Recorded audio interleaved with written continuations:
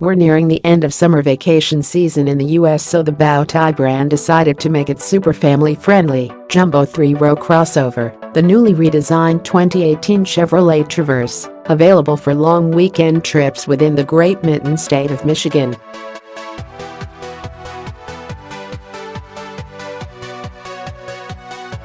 The timing coincided perfectly with half of the Motor Trend Detroit office editorial staff's vacation plans, the other half.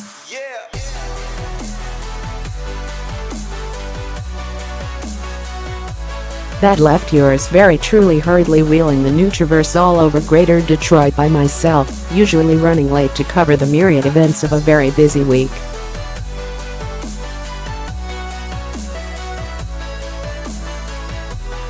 As a result, I took greater note of the V6's 310 horsepower and 266 pounds-feet of torque, the transmission's 9 well-spaced ratios, and the suspension's sharpened responsiveness than I did its cool new tilt and slide, even with a child seat, middle row captain's chair, the grand visibility out of its huge windows and dual sunroofs, its 5,000-pound towing capacity, or its 38.2-inch third-row headroom, up from 37.8.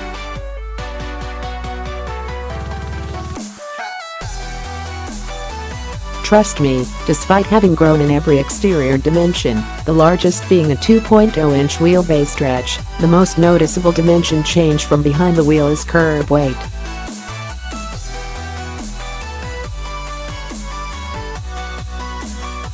Depending on the model, this big boy has dropped something near 350 pounds. Compounding that roughly 7% weight loss is an 8% power gain and a 13% improvement in first gear leverage.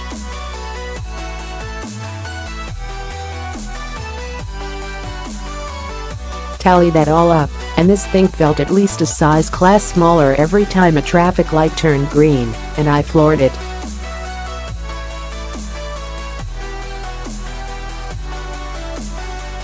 Chevy is claiming a sub-7-second 0-60 time, which compares well with the 7.7-second time we recorded on a loaded all-wheel drive Traverse LTZ.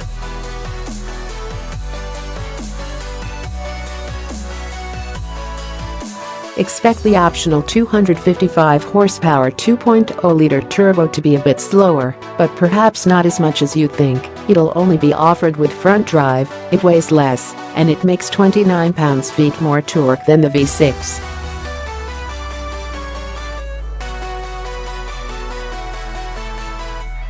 With all those extra ratios available for selection within milliseconds, it's a snap to drop the hammer and squirt into an opening in an adjacent lane of swifter moving traffic.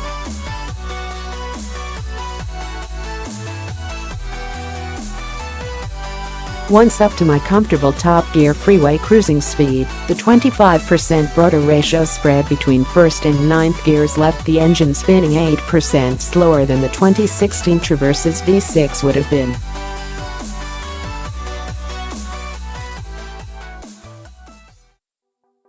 But perhaps the best thing about this 9-speed automatic is how unnoticeable it is.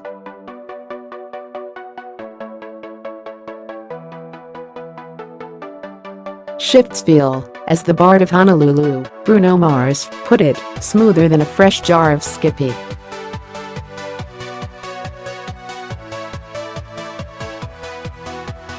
There's never the sense of constant gear shuffling that we've noticed in many other 9-speeds, and I never detected a moment's indecision when a change of mind about throttle position can result in the gearbox clunking into a gear it belatedly determined was best.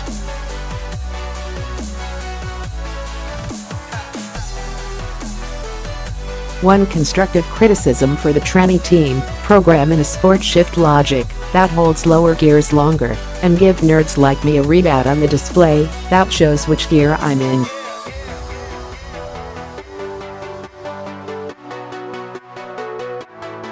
Your Ford colleagues are bound to offer these items, as they do with their version of your similarly shared 10-speed automatic in the F-150.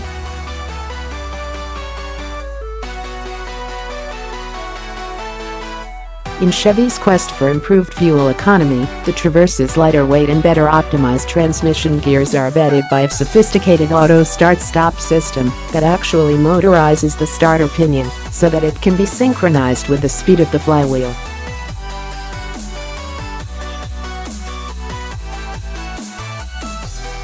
Why?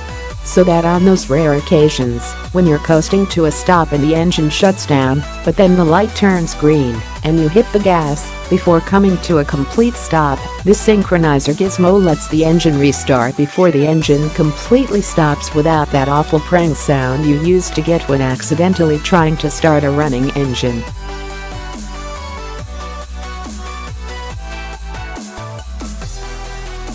These efforts pay off in a 3 miles per gallon improvement in EPA combined fuel economy for both the front-wheel drive and all-wheel drive V6 variants to 21 and 20 miles per gallon, respectively.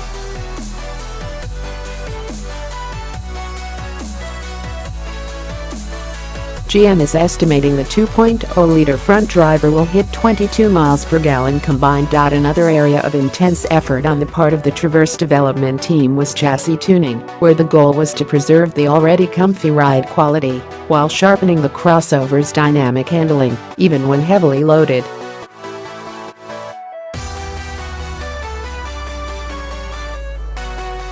On the ride preservation improvement front, there are new ZF shocks all around, and they include special preloaded valves that improve damping performance over the smallest inputs and also make the shocks quieter.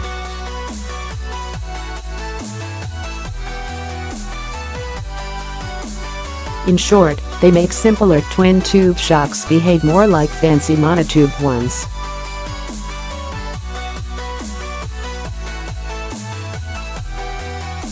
On the handling front, the lateral links in the new 5-link rear suspension are hardened, and the ride control, longitudinal, mounts are hydraulic on the front strut control arms.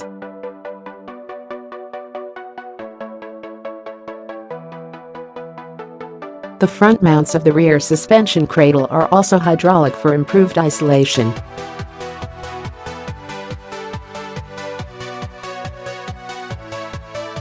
And to help out the rear coil springs as you load the Traverse down, there's a big, tall, multi-material bump stop that acts kind of like a variable rate helper spring and ensures a soft landing if it does bottom out.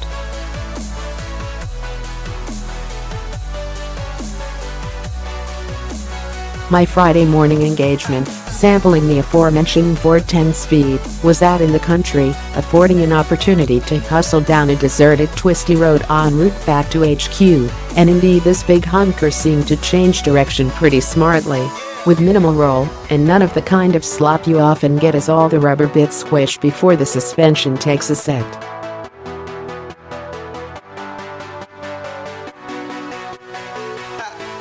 Any of my vacation-bound colleagues trying maneuvers like these with their broods on board surely coated their Traverse's interiors with Cheerios and baby spew, while screams of protest drowned out the shock's newfound quietness.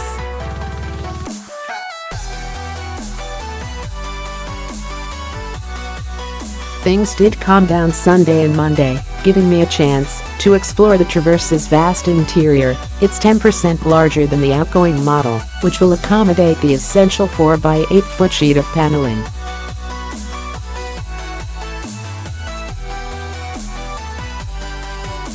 Praise be! There's an underfloor cargo stowage bin that can swallow a smaller rollaboard bag behind the third-row seat, and there are USB charging ports within a comfortable cord's reach of every seating position.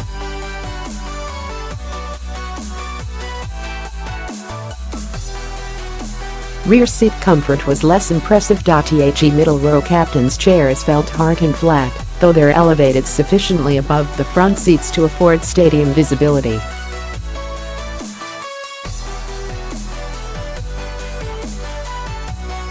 The wheelbase stretch was supposed to pay off in third-row comfort, but my 5'10" frame felt cramped, and the low cushion and still too high floor forced a knees-high seating posture.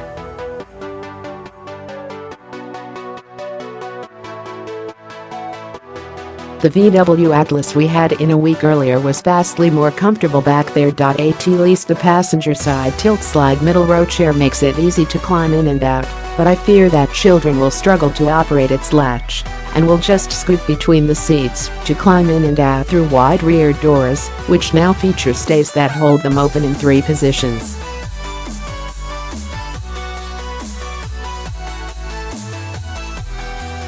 My takeaway from a long weekend spent not vacationing in the Traverse: it'll make up time when you're running late about as well as any 7 or 8-seater can, but a sport transmission program would be a welcome upgrade.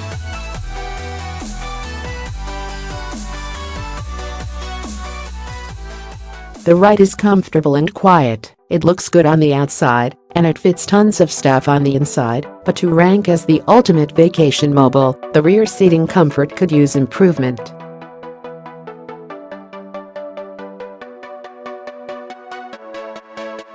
That's a respectably small to-do list for a new Chevy.